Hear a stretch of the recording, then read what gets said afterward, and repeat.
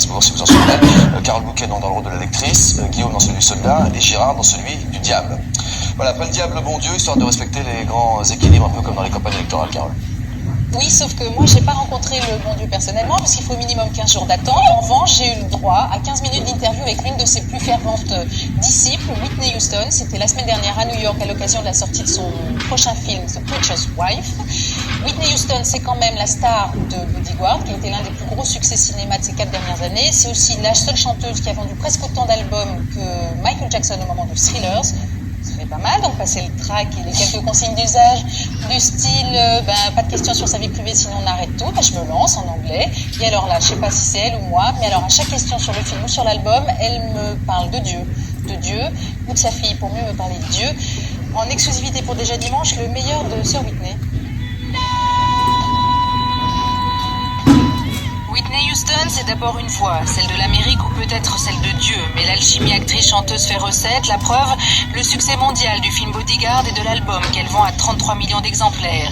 Où sont les hommes? Son deuxième film remet à l'ordre du jour l'amitié et la solidarité entre les femmes.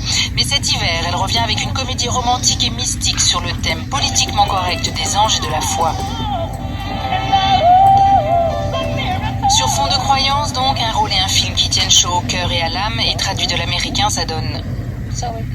C'est un film sur le renouveau de la foi, de la croyance en chacun. Et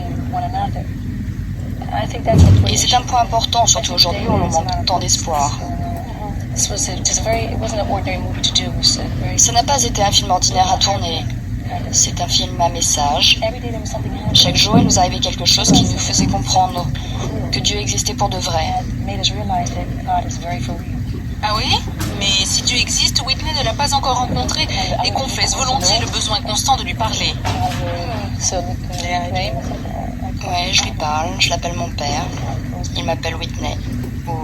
C'est mon enfant. Et c'est même toute petite qu'il l'a prise en main, semble-t-il.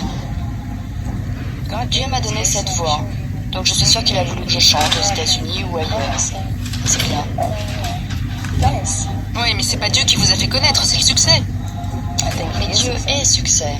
Rien de bon, de mauvais, de différent ne peut arriver sans lui. À la différence près que 100 millions d'albums vendus en 10 ans, c'est pas de la chance, c'est du travail, non? Je n'ai pas eu de la chance. C'est plus, j'ai été bénie. Ce que j'ai obtenu, je le dois à Dieu. Donc de toutes les choses qui me sont arrivées, il a dû penser que je le méritais. Tant mieux, passons à autre chose alors. Quoi d'autre vous inspire dans la vie? Ma fille. Elle m'inspire. Elle me guide. Elle dit des choses et je sais que les mots qui sortent de sa bouche n'ont pu lui être soufflés que par Dieu. On va pas s'en sortir, c'est sûr. Et à part ça, les gens vous perçoivent comment?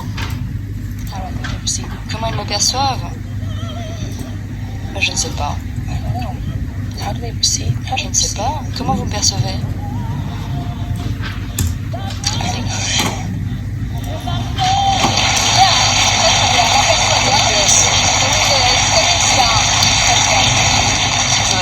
Donc ça c'est l'album qui a pour nouveauté d'être aussi gospel puisqu'elle renoue avec ses racines de quand elle était petite puisqu'elle chantait dans une chorale de gospel. Il vient de sortir et Annie Lennox lui a même écrit un titre qui s'intitule Step by Step et qui est celui qu'on entend en ce moment sur les radios. Et enfin, le film sortira en France en février 97. D'accord, donc en attendant le cinéma avec les sorties de la semaine et pas mal de films tout public qui évidemment essaient de se placer